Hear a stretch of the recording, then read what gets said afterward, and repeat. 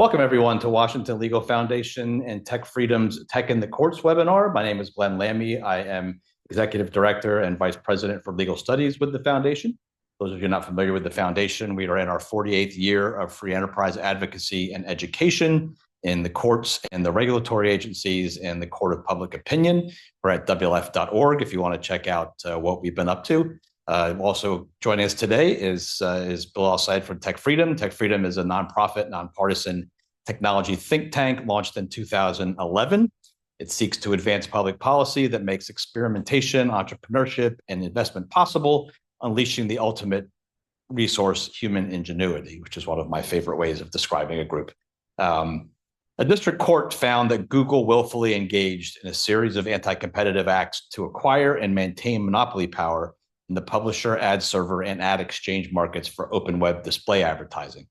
One interesting aspect of the opinion, in addition, was that the court found that Google's acquisitions of DoubleClick and AdMeld, neither of which the federal government challenged at the time of purchase, were not anti-competitive in and of themselves. We'll get to both parts of the opinion today. Our experts will discuss the ruling's impact on Google and also on the ad tech market, FTC, DOJ, big tech litigation docket, as well as sort of the law of the area of antitrust and remedies and other issues like that.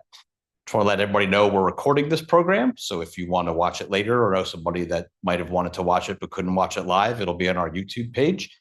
If you are watching it on our YouTube page, please like and subscribe. If you have any questions for our panelists, we'll do those at the end of the program. There's a Q&A toolbar where you can put your questions in. So I'll really briefly introduce our speakers before we get into our discussion. As I mentioned, Bilal is with TechFreedom. He is their Senior Competition Counsel. He was most recently the Director of the Office of Policy Planning at the Federal Trade Commission. He's also taught antitrust law as an adjunct professor at the Antonin Scalia Law School at George Mason University. Joining us also is Giovanna Massarotto, who is CTIC Research Fellow at the University of Pennsylvania Carey Law School. Her scholarship focuses on how technology affects society and the intersection of law, economics, and computer science. Before arriving at Penn, she was a visiting research fellow at Fordham University in New York, and then worked in Washington, D.C. for an economic consulting firm. Finally, rounding out our panel is Derek Moore, who's counsel with Rule Garza Howley in the firm's Washington, D.C. office. He's also located in Denver. He's held numerous positions during nearly a decade at the FTC, including attorney advisor to a commissioner, attorney advisor in the Office of Policy Planning, and staff attorney on detail in the Technology Enforcement Division of the Bureau of Competition. Derek served as a law clerk to D.C. Circuit Judge Robert H. Ginsburg and U.S. District Court for the Eastern District of Virginia Judge Claude Hilton, which makes him interesting for our discussion here because that's where the decision came from, the Eastern District of Virginia. So Bilal, can you get us started off with a little bit of a discussion or a summary of DOJ's complaint in this case? What exactly was it that they were alleging?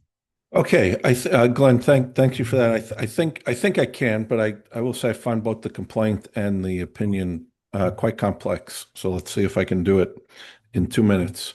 So summarize a little bit, DOJ's complaint, which was joined by 17 states, alleged that Google monopolized three so-called digital advertising technology markets in violation of Section 2 and tied its products in some or all of those markets together in violation of Section 1 and Section 2. Google also allegedly required its customers of its tools to give it preferred access to certain information that allegedly disadvantages competitors. I don't think there's a question about they had preferred access, but of course it's a question about whether it disadvantaged its competitors such that harm competition. So just maybe for my benefit, maybe for listeners' benefit, in the ad tech space, right, there are buy-side tools which are used by advertisers to manage advertising inventory and to buy space to place digital ads. And there are sell-side tools which are used by publishers to manage publisher inventory and sell space for digital ads. So DOJ alleged three markets: a market for open web display advertiser ad networks, which in fact the court concluded it did not prove to be a relevant market. A market for open web display publisher ad server markets, and a market for open web display ad exchanges. The last two, DOJ was able to sustain as relevant markets. Now, again, in summary and maybe simple fashion, advertiser ad networks are and were used by those who had advertising to sell, including to connect with publishers, but larger or sophisticated advertisers have moved to use advertiser ad server tools or other demand-side platforms to manage the placement of digital ads. Publisher ad servers manage and monetize or help manage and monetize web ad inventory for larger web publishers. They perform a host of services for publishers. Relevant, I think, for this case, this discussion, DoubleClick for Publishers, DFP, is the Google product of relevance here. Ad exchanges connect publishers using publisher ad servers with advertisers using advertiser ad servers or other buy-side, demand-side platforms or advertiser ad networks in real-time auctions. And just open web display ads, sort of websites that use third-party tools to match advertiser ads to publisher space. This is in comparison to so-called walled gardens run by publishers who have their own ad tech tools to match ads with publishers and properties. Now, the court refers to these three proposed relevant markets as within the open web display advertising technology ecosystem. It is a relevant question, I think, whether it's appropriate to consider the ecosystem as a relevant market or that claims of harm on one side or the other in the markets proposed by DOJ must take account of effects on other markets operating within that ecosystem, although Google's effort to do that or have the court do that was rejected.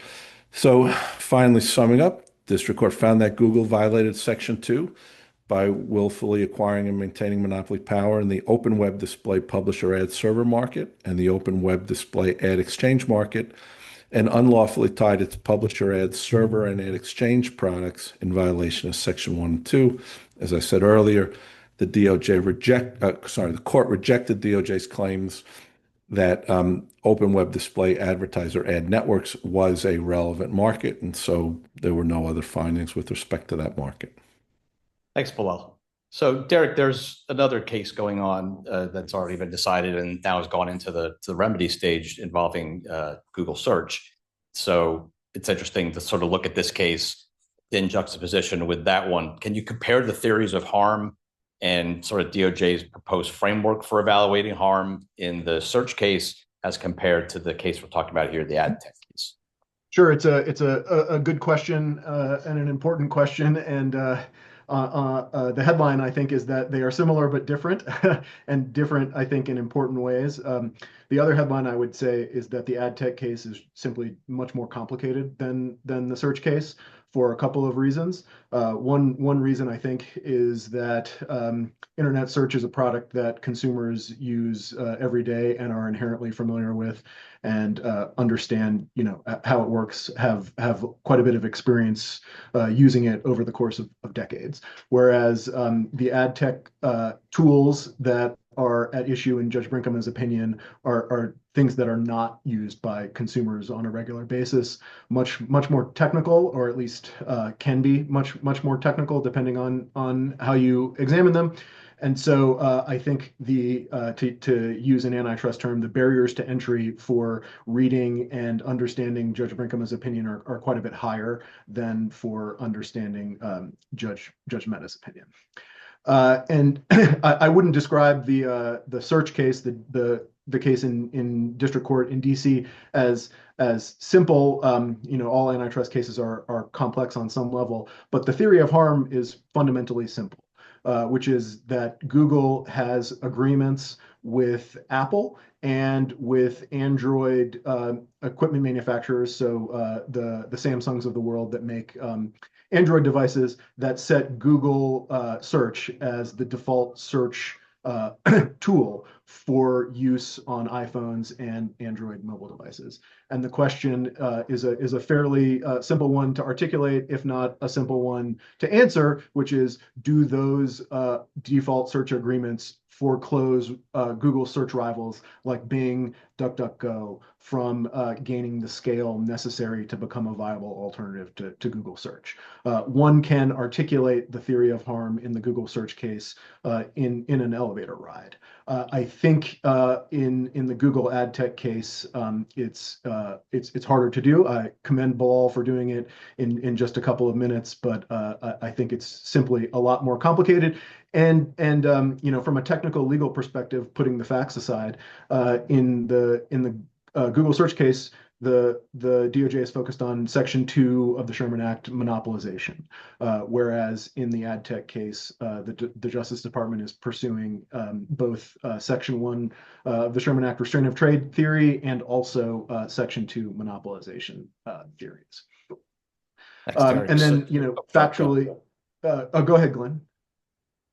I was going to say factually, the ad tech case, by its own admission in terms of the case, the complaint involves multiple interrelated markets and is fundamentally about what Google is permitted by the law to do to connect those markets in various ways. And then the Google search case, I don't think has that feature or has that feature to the same level. From a doctrinal perspective, I think it's rather interesting because, of course, the Google search case is brought in the district court in DC, and the Google ad tech case is brought in the district court in Alexandria, Virginia, the Eastern District of Virginia. And US v. Microsoft is controlling law in the Google search case. So that opinion by the en banc DC circuit is very detailed and articulates a very specific approach to applying Section 2 and also Section 1 in what you might consider high technology cases like US v. Microsoft and the two US v. Google cases. At the same time, I would view the facts of US v. Microsoft as a closer analog to the facts of the ad tech case compared to the search case. And so it's interesting you have a factual scenario in US v. Microsoft that's more similar to the second Google case than the first Google case. At the same time, it's controlling law in the first Google case, but not the second Google case. So I think that is a rather interesting dichotomy. In terms of the framework that's applied, I think you have to read very closely to identify any sort of difference between the analytical frameworks the court adopts in the DDC versus the EDVA. There is a long-standing and I think quite compelling criticism of how monopolization law, so Section 2 of the Sherman Act law, has developed in the courts. Unlike Section 1 of the Sherman Act, where the Supreme Court has repeatedly articulated an approach to handle restraint of trade cases that the lower courts follow, the Section 2 law articulated by the Supreme Court is much more of a mishmash. And by that, I mean there are legal doctrines designed or articulated to handle very specific problems like exclusive dealing, tying, and other arrangements that might violate Section 2 predatory pricing. But there is not a generally articulated standard for how courts are supposed to handle evaluating competition on the merits, which would be legal, versus anti-competitive conduct, which would be illegal when combined with monopoly power. And the court in US v. Microsoft really tried to articulate a general approach to that, which is very similar to the Supreme Court's approach under the rule of reason. And the DC Circuit articulates it as in US v. Microsoft as a balancing test, but also a burden shifting test. So the balancing approach is what an economist might consider something that looks like a cost benefit analysis. So the court first evaluates the harm, whether the challenged conduct produces some sort of harm in a relevant market, and then evaluates the benefits of the conduct, and then decides how it sort of nets out. And That's how Judge Mehta articulates it in the first US v. Google case, and it's also how Judge Brinkema articulates it in the second US v. Google case. But in the DC Circuit, it's not only articulated as a balancing test, but clearly a burden shifting test, where the plaintiff has the burden to articulate the harm, the defendant has the burden to articulate the justifications, and then finally the plaintiff retains the burden to show that the harms outweigh the benefits. And you don't see that burden shifting articulation clearly made in Judge Brinkema's opinion, which if it was in the DC Circuit, in DDC, that would be conceivably a pretty substantial vulnerability on appeal. And the way that you see how Judge Brinkema isn't really applying a balancing test is when she evaluates Google's pro-competitive justifications. She more or less considers those justifications and just says they're not enough. She draws a firm conclusion there. But if we were in a world where US v. Microsoft was controlling, what she would have had to say is the burden shifts back to the Department of Justice to articulate how and why these justifications are insufficient to overcome the harm that the DOJ has proven. And so I don't necessarily think that that's a vulnerability for Judge Brinkema's opinion on appeal, because US v. Microsoft isn't controlling, and we don't have law in the Fourth Circuit that articulates the analytical framework quite the same way that we do in the DC Circuit. A lot depends on how these cases proceed through the court system and whether the Supreme Court takes up any of them, and whether the Supreme Court takes up one of them before the other. A lot of that will depend on how quickly the courts move. But I think I reading both opinions, 400 pages roughly of district court opinion testing Google's business practices, and I was sort of struck by that distinction between the two cases. Thanks, Derek. That is a very important distinction to keep in mind, the US versus Microsoft case. So the case that we're discussing now involves a pretty complicated, complex platform. Giovanna, can you discuss the computer science and technology in the economics that are related to it when analyzing competitive effects for the platform conduct in a case like this? Yeah, sure. I think what Derek just said is so true. In a sense, we are in front of two very different cases, but with respect to the economics, I think these cases have many similarities. Why? Because I believe that the two key economic concepts underlying both cases concern, first, network effects, second, scale.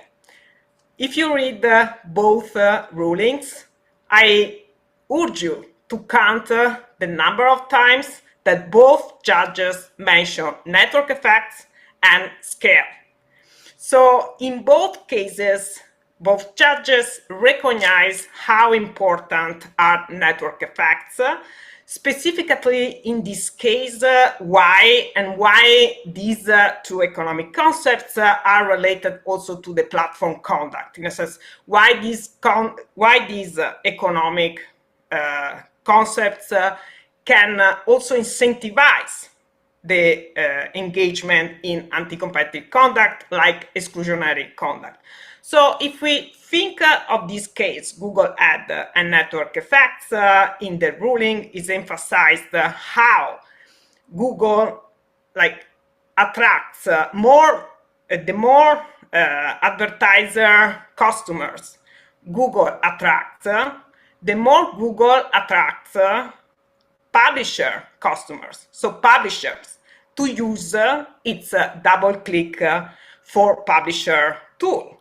And so on the other hand, the more publishers Google attracts, the more advertisers, so advertiser customer Google attracts. So there is a self-enforcing positive loop in these markets that is evident in the decision. And I would say it's important to recognize that in engaging in buying strategic companies like DoubleClick, Google acquired the nascent ad exchange, which enable like Google to match perfectly the advertiser bid with the publisher inventory. So Google became the perfect intermediary, but also like dominant in the ad publisher market. So you can see how relevant is our network effects and how this can potentially incentivize company in engaging in tiny or exclusionary conduct that enable companies to get bigger and bigger, and also shows how important is scale, because scale is the other, I think, important economic concept that we have to think of in both cases, in this one in particular. Why? Because if we think of the scale that Google has with respect to the data that Google collects from both sides, so publishers and advertisers, and also users, the amount of data is unmatchable, I would say. And it's fundamental to develop secondary products, advertiser tools. It also enables to increase efficiency, of course. So there are like aspects related to the potential, in a sense, this might incentivize anti-competitive conduct, but also increase efficiency. So it's something good. And we know that, consumers can benefit in the end from scale because they can benefit from a reduction in price, in cost, and also a higher quality in products. And the fact that consumers can have the advantage of using large platforms usually is something that increases consumer welfare, because it enables to reduce the switching cost. So this is why I think the main concepts that I would urge the audience to bear in mind when thinking about Google case, the ad tech case, but also thinking about the other Google online search case are these two concepts. With respect to computer science, these concepts are related to artificial intelligence, which is something that Judge Mehta in Google online case particularly emphasized.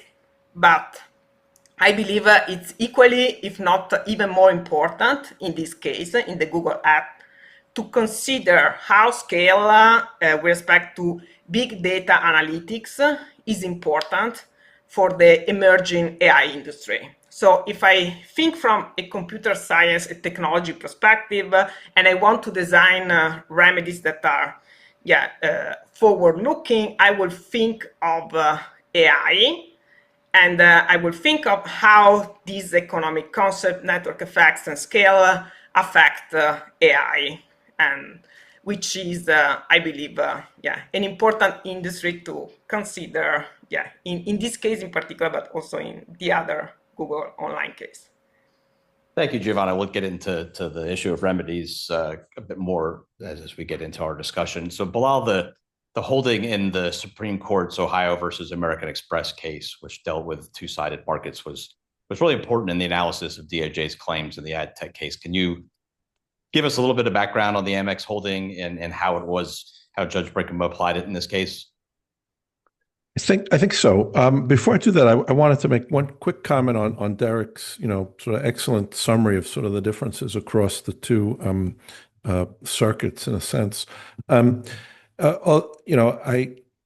think there's an opportunity here for the Fourth Circuit, if the case is appealed up to the Fourth Circuit, to take account of the opinion in Microsoft, in the DC Circuit opinion, and sort of establish sort of a rule of reason framework for what we might call, what we maybe should call a high-tech industry, right? I mean, one reason I think the Microsoft case did that was because they were dealing with sort of a market that, at least at the time, appeared different than all the sort of what you might call one-off type cases that you're sort of used to dealing with, right? Specific conduct where you apply specific rule.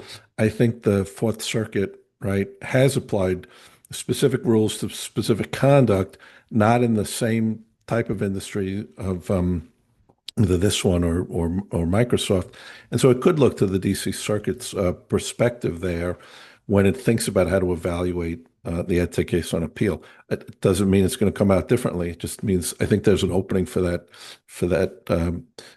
change, let's say, in doctrine at the Fourth Circuit. So let me touch on Amex. I mean, look, I think the holding in Amex is kind of tricky. I mean, I've read it a number of times.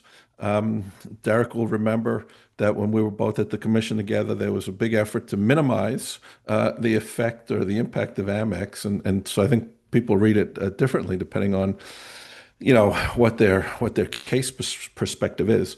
But in short and in real summary fashion, right? In Amex sort of requires that in certain instances, the definition of a relevant market must include operations on both sides of the platform or of a platform. They call it transactional platforms in Amex, but it could be broader than that, but it doesn't have to be. So markets that are, you wouldn't find necessarily markets that are limited to solely sell side or buy side, but encompass both with sort of the platform as an anchor in a sense. And in some respects, I think the court here in the EdTech case did define the relevant markets, recognizing they performed an intermediary function and connected buy side and the sell side users, right? The ad exchange is recognized as a two-sided platform or a two-sided market. Some questions about how they applied the law, I think, with respect to the publisher side later on. But I think Amex goes further than that, and I think this touches on something Derek mentioned, also relevant in the DC Circuit, which was pre-Amex, of course, is that not only does it require a sort of a relevant market to include both sides of the platform in certain cases, but it requires that the competitive effects on one side of the market be balanced against the competitive effects on the other, right? Assuming the effects go in opposite directions. And this, of course, reflects the reality that Giovanna mentioned as well, that the intermediary platform may adopt policies that in some way limit competition to users on one side of the platform, but have the effect of increasing competition or increasing the benefits of participation to users on the other side of the platform, right? That is also something the Amex court did or attempted to do, right? When looking at the evidence in that case, the evidence DOJ presented, it didn't really have to do it because of the deficiencies it saw in the DOJ's evidence. Here, it's unclear to me that the court did that, right? And in fact, it looks to me like it did not, right? In finding effects on sort of the publisher side, which it defined as a separate market, it did, to me, it probably should have taken account of how those policies affected what you might call transactions or the intermediary function, or participants on the other side of the market. But so I think that's an area of vulnerability. But in fact, I think the law with respect to interpreting Amex is still developing. So it may not be a vulnerability; it may be an opportunity, right, for the courts to sort of think harder about applying Amex and what Amex actually means in different contexts. Thanks, Bilal. Sticking on the Amex issue, Derek, can you comment on how the court, its identification of the relevant market and whether its evaluation of the competitive effects of Google's conduct, how well does that align with the framework set out in the Amex decision? Yeah, it's another good question and not an easy one to answer quickly. I think those of us paying attention to when the Supreme Court handed the Amex decision down. I can't remember if it was 2017 or 2018, but around that era, there was a lot of popular writing which suggested that the Amex opinion would prevent there from being meaningful antitrust enforcement against the large tech platforms because the court in Amex set the burden for the plaintiff in sort of succeeding or moving past the first step of the analysis too high. And I think that's a fair criticism of the Amex opinion itself. At the same time, the prediction there turned out, not to be true, at least with respect to these two district court decisions that we have in the US v. Google cases, and plus some decisions out in California relating to antitrust cases against both Google and Apple. So the notion that Amex applies broadly to all platforms and makes antitrust enforcement against companies that could be characterized as operating multi-sided platforms, all but impossible. I think that prediction has not, at least until the Supreme Court or the circuit courts change these district court opinions, that prediction sort of hasn't come true so far. I think there's an important doctrinal point here, which is the Amex case was applying Section 1 of the Sherman Act, and it articulated an approach to defining relevant markets in Section 1 cases involving multi-sided transaction platforms. And I think the fact that it was a restraint of trade case was key to the court's holding in Amex. So there's a footnote in Amex where Justice Thomas, I believe, writes about how there is this strand of law that says you don't need to prove a relevant market and market power when you are able to show direct evidence that there are anti-competitive effects. And Justice Thomas in the footnote says, yes, that's true, but those are only, that rule applies only in horizontal restraints cases. So cases involving agreements between competitors that plausibly restrain trade. And then in the Amex case, the issue was not agreements between Amex and American Express, or Amex and Visa, or Amex and MasterCard, or Amex and Discover. It was agreements between Amex and the various merchants who permit sales at their retail establishments, to be mediated via credit cards. And so those were vertical restraints. And Justice Thomas said that the rule in Amex doesn't, or the rule that you can prove market power directly without defining a relevant market, that doesn't apply in cases alleging vertical restraints. Whatever you think about that distinction, the point I'm making here is that the fact that it was a Section 1 case was important to the court's decision about how to require a relevant market definition in the Amex case. And in the Google search case, of course, we don't have Section 1 claims. We have only Section 2 claims. And here in the EDVA case, the ad tech case, we do have both Section 1 and Section 2 claims. So I would suggest that the inconsistencies between Judge Brinkema's market definition decisions are much more vulnerable. The inconsistencies with Amex makes her opinion much more vulnerable on the Section 1 ground than on the Section 2 ground.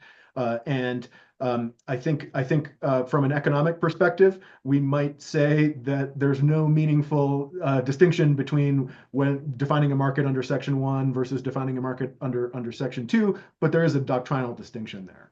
And so I would just point that out for appeal. I've been going on for quite a while, so I'll kick it back to you, Glenn, and maybe make some of those other points later during the session. Sure. Bilal, Giovanna, do you have any thoughts on Derek's sort of assessment of the application of Amex? I think Derek's explanation was very clear and insightful. I fully agree with its main comment that Amex was a Section 1 case, so the definition of markets is related to restraint of trade. So I fully agree with Derek that the main issue there is related to this. So thanks, Bilal. Look, I think it's a very good insight, and I think easy to miss in sort of thinking about the cases. I again, I think it's the type of thing that you think the Fourth Circuit, if it gets it on appeal, will think hard about.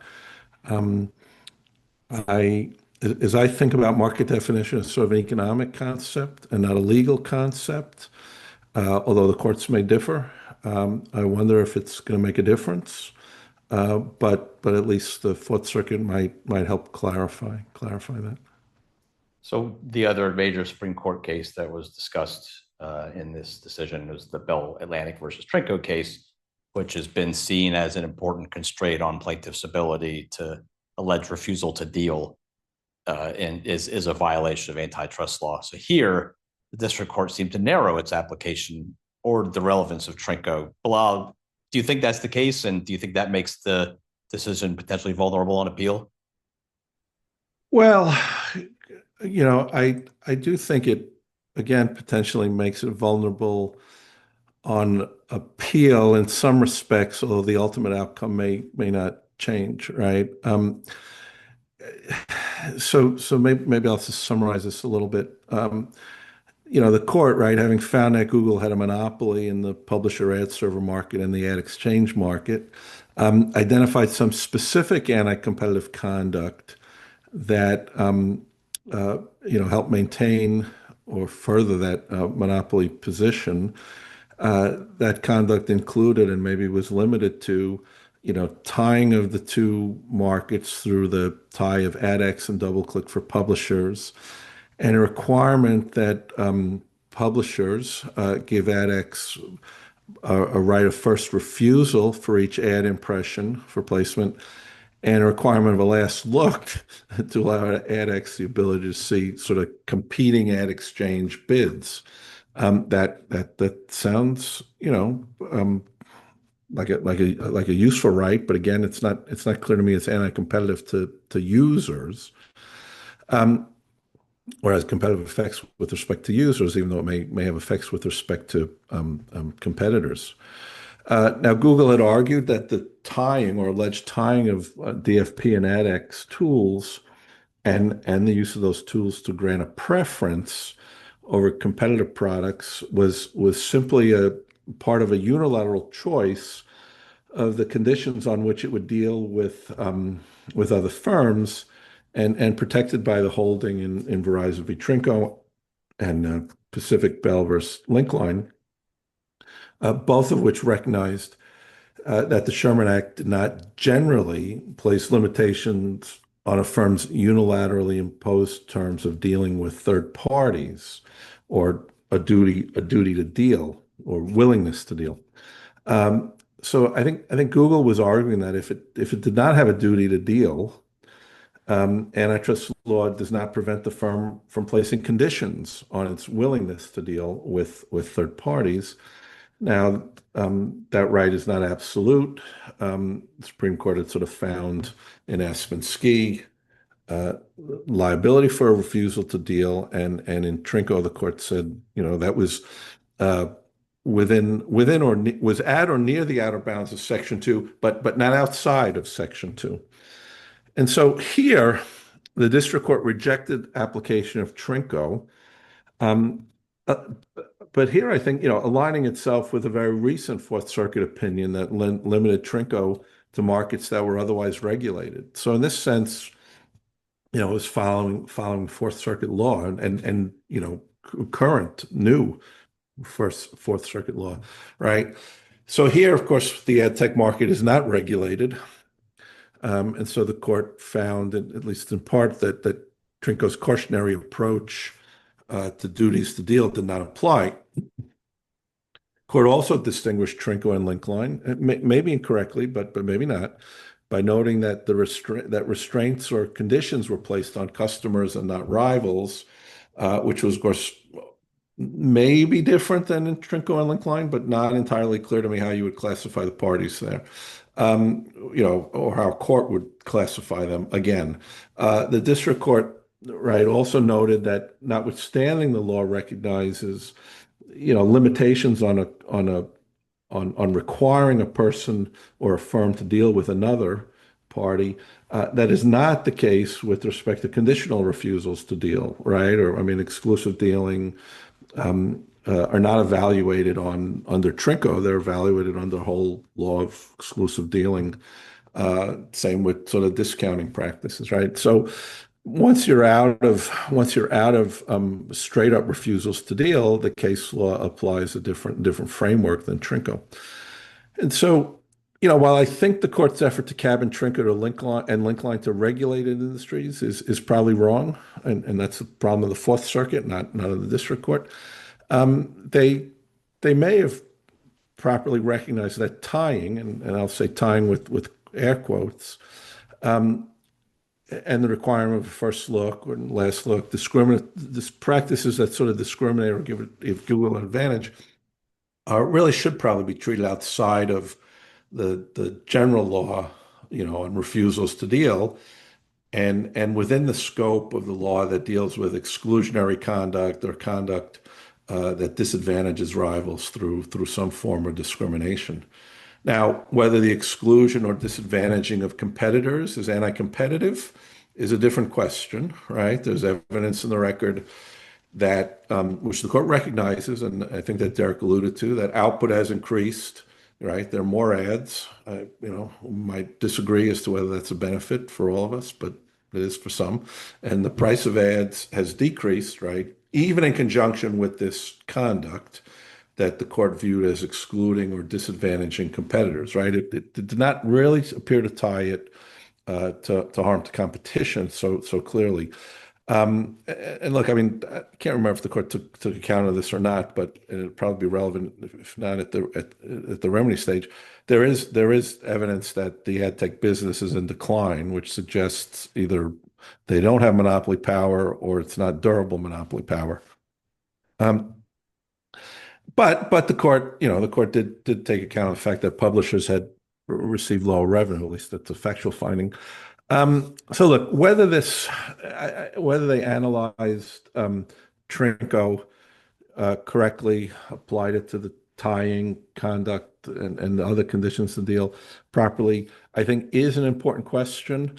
It sort of goes beyond whether reliance or not relying on Trinco is appropriate, and more a question of, is the tying analysis correct? So, I think if this got to the Supreme Court, I think they would not say Trinco is limited to the regulated industries, but I think they'd also say you look at this as exclusionary conduct, separate from a distinct refusal to deal. Definitely showing my age by calling the case Bell Atlantic rather than Verizon. So my apologies for that. Giovanna, Derek, you have any thoughts on Bilal's discussion of Trinco before we move on?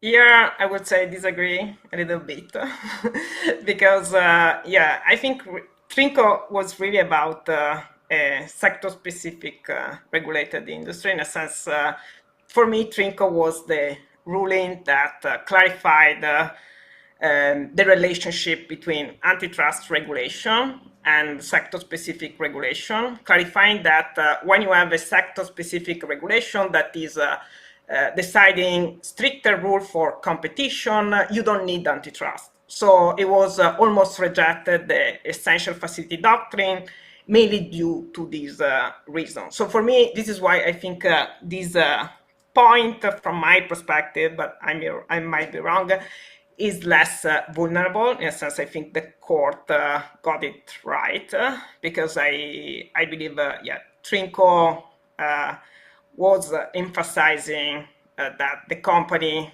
was active in a sector-specific regulated industry. So antitrust was unnecessary in a sense until the regulation of the specific industry already requires the company to comply with a set of pro-competitive remedies. But this is my personal thought. Thank you. Derek? And it's good to disagree. Sorry, Giovanna. Good. I'll say this is purely doctrinal as opposed to a normative claim about what the rule should be. I tend to agree with Bilal about what I think the Supreme Court was actually trying to do in Trinco, if it didn't do so quite so clearly, and I think the confusion is pretty strong evidence that it wasn't quite so clear. My reading of Trinco is the court says that the Telecom Act of '96 supplied Trinco and other entities, not Trinco, the telephone company, other entities like it, a duty to deal with customers. And the Trinco court says that duty to deal is a duty to deal supplied by a statute or some sort of regulatory regime. It is not a duty to deal supplied by antitrust law. And when we look to antitrust principles, we don't see a duty to deal by Bell Atlantic, slash Verizon with the Trinco law firm at this time. And I think when you read the decision that way, it applies much more broadly than just regulated industries. Regulated industries are, of course, quite relevant, and the regulation is relevant. But what the Trinco court is saying is the antitrust analysis exists separately from the regulation, which I think is consistent with what Giovanna just said. And so my own personal view is just like Bilal's, this is not a Judge Brinkema district court issue. It's a Fourth Circuit issue because the Duke Energy case that Judge Brinkema cites, it more or less tries to limit Trinco's reach to regulated industries. And of course, the Duke Energy case involved electricity transmission, which is perhaps the most heavily regulated industry that we have. So I think there is an opportunity potentially for the Fourth Circuit maybe to clean up what it wrote in the Duke Energy case, but I'm not sure, like Bilal said, any of this matters for what the Fourth Circuit and potentially the Supreme Court ultimately decides, whether Google committed a violation. Yeah, if we could stay for you for 1 second, could you briefly talk about the tying claim that DOJ brought and how the district court came out on that, and why there's been some criticism of its application of the law? Yeah, I'll try to do it quickly, given that we want to talk about remedies and we're running out of time. But here again, there is a big comparison to US v. Microsoft, the '98 DOJ case in the DC Circuit, which, like this ad tech case, put forward Section 1 per se tying claim and argued that the same conduct also violated Section 2 of the Sherman Act. And that's exactly what we see here. And in US v. Microsoft, the DC Circuit famously and somewhat anti-doctrinally refused to apply the per se rule against tying. And the justification was operating systems, computer operating systems were evolving markets, and applying the per se rule was inappropriate in that context, given the fast-moving evolution of those markets. And one of my favorite parts of teaching antitrust in law school is to talk about this particular issue. The separate markets in US v. Microsoft were operating systems and web browsers. And in 2024, 2025, I asked all the students who have consumed an operating system without also consuming a web browser to raise their hands, and there is never a hand raised. And that's because every operating system today is shipped with a web browser, making this notion that they are separate products, which is required for applying the per se rule, a little bit of a fiction. So I think the time has been kind to the DC Circuit's opinion there, at least on that ground.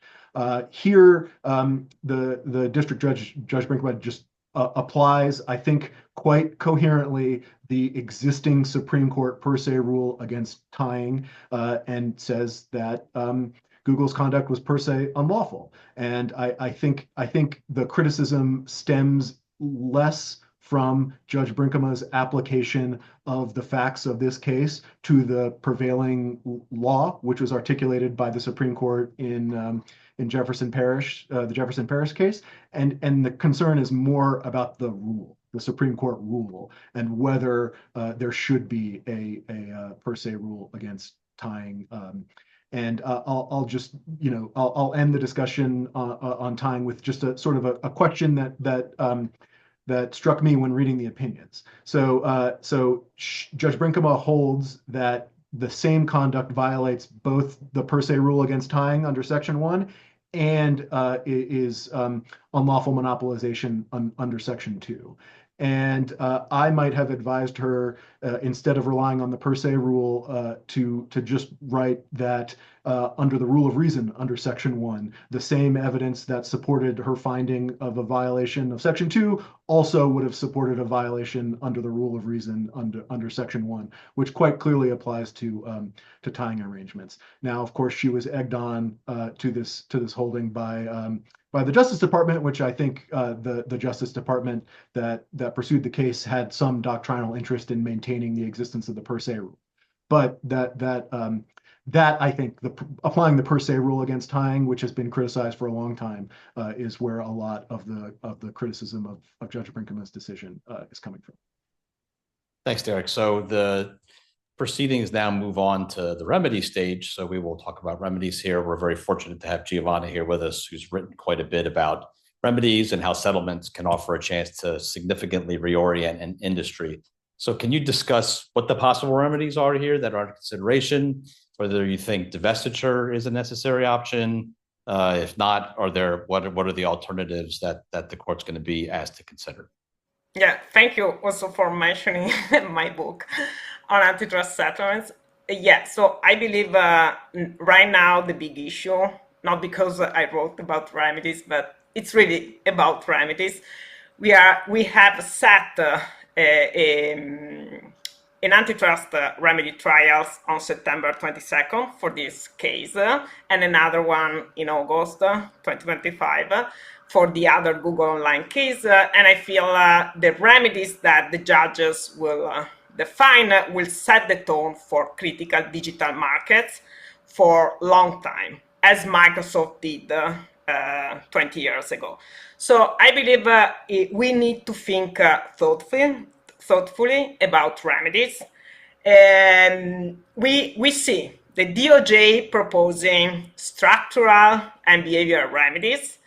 Structural in the sense that the DOJ is asking the court to require Google to sell both Google Ad Exchange and DoubleClick for Publisher.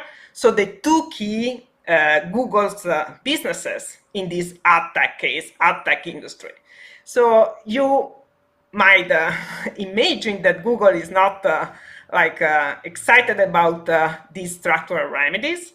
Indeed, what is proposing Google are only behavioral remedies that concern an increasing transparency in the fees that Google charges, and in not stop using practices like the unified pricing rules that limit the possibility for publisher to set lower prices, or first look and last look in the open web ad tech.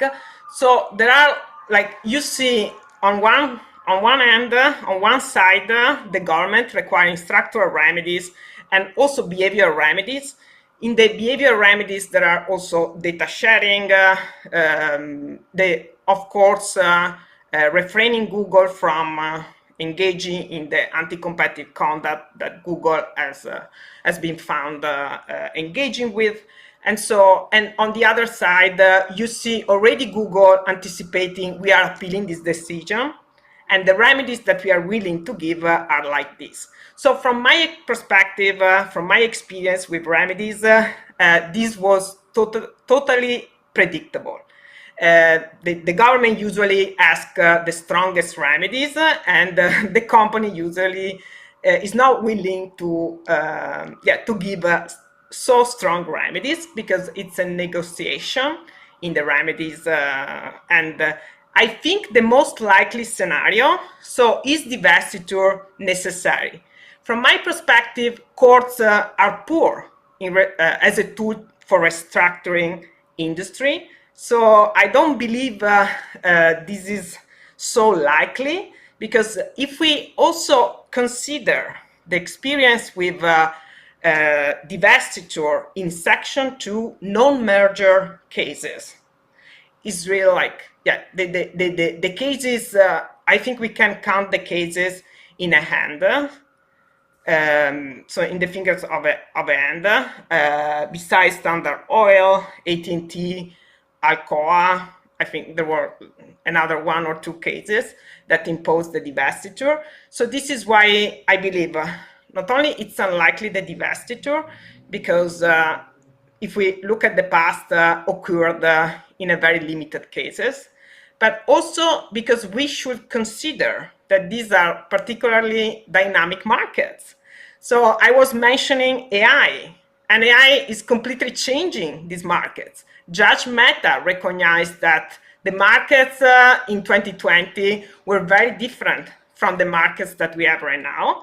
And I think we need to shape remedies cognizant of how these markets change, and considering where this industry is heading to, because otherwise we I think, risk to impose remedies that are ineffective in terms of competition, especially thinking from an innovation perspective, and also from a consumer welfare perspective.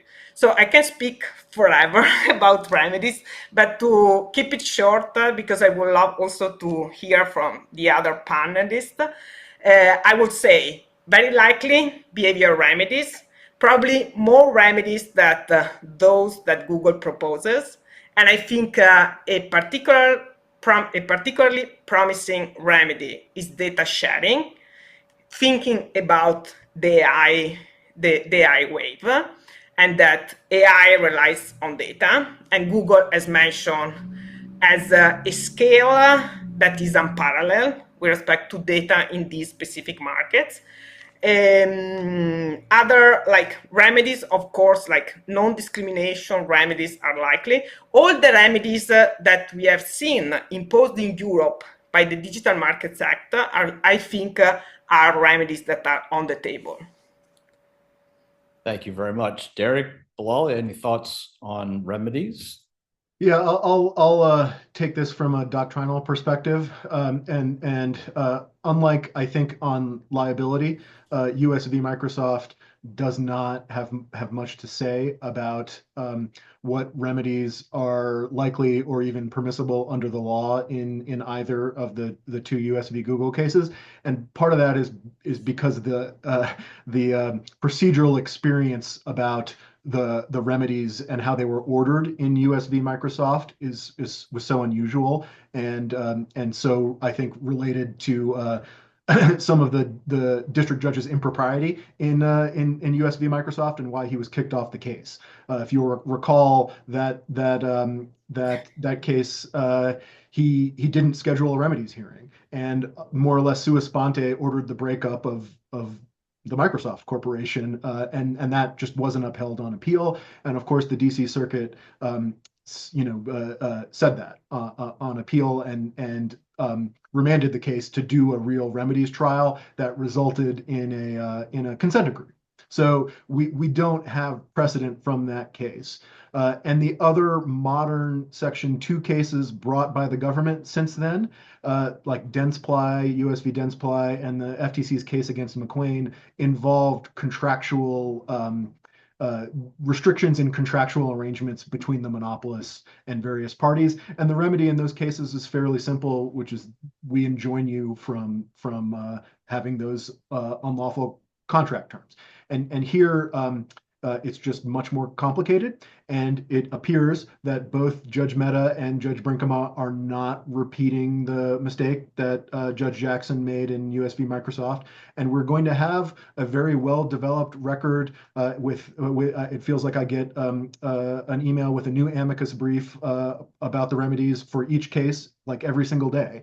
And so the courts of appeals and potentially the Supreme Court will have a solid record upon which to evaluate the remedies and make a decision.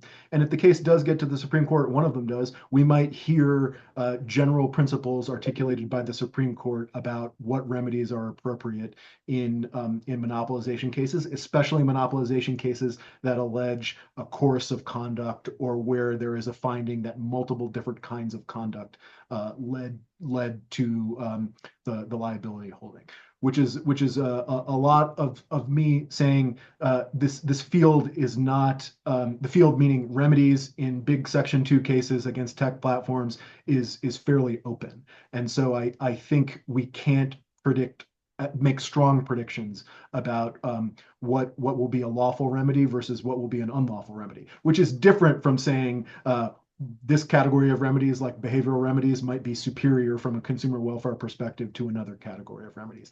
I just think the law is unclear, so there's a lot of room to play with.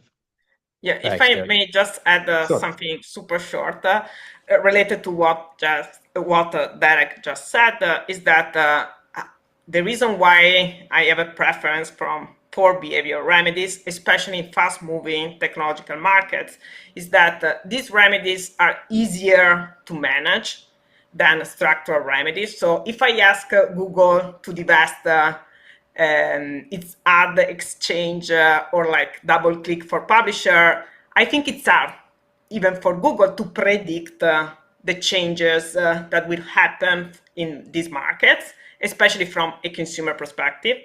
With behavioral remedies, you can monitor these remedies and you can monitor the effects of these remedies and you can adjust. So there is a kind of flexibility, I think, that makes behavioral remedies, especially in these markets where we have little clue about how they are going to evolve, a particular promising type of remedies. But yeah, this is my personal thought. Thanks. Bilal, any last words on remedies? So I just in a sense confirm what I thought Giovanna said there. Look, usually we think about behavioral remedies as being hard to monitor and structural relief being easy to monitor because you just give up the business. This is a market where it seems like there's a lot of data that would allow you to monitor whether there is sort of discrimination going on and favoritism and the like. So that's one reason I think a behavioral remedy, a non-discrimination remedy, something of that nature is probably more workable than in some other instances where neither the court nor the agency wants to be involved in monitoring. I also think the remedy, as Giovanna sort of alluded to, the remedy should take account of the current and forward-looking conditions in the market, right? The remedy is not really to punish the violator, right? You can punish the violator with damages in private litigation.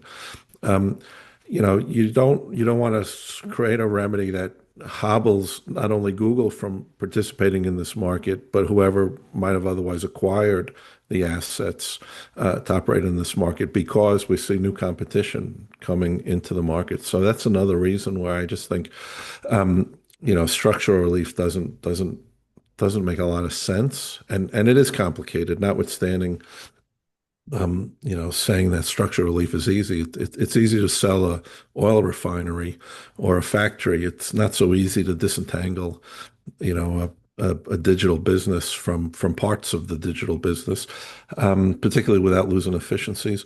And then I think again, it's an opportunity for the Fourth Circuit. What I would say is to build on what the DC Circuit did in Microsoft. I mean, I do think there was some guidance in that decision, which is that the remedy must be tied to the liability.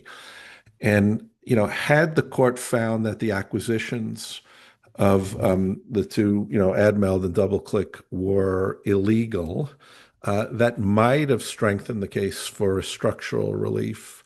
But here, but the district court did not find that.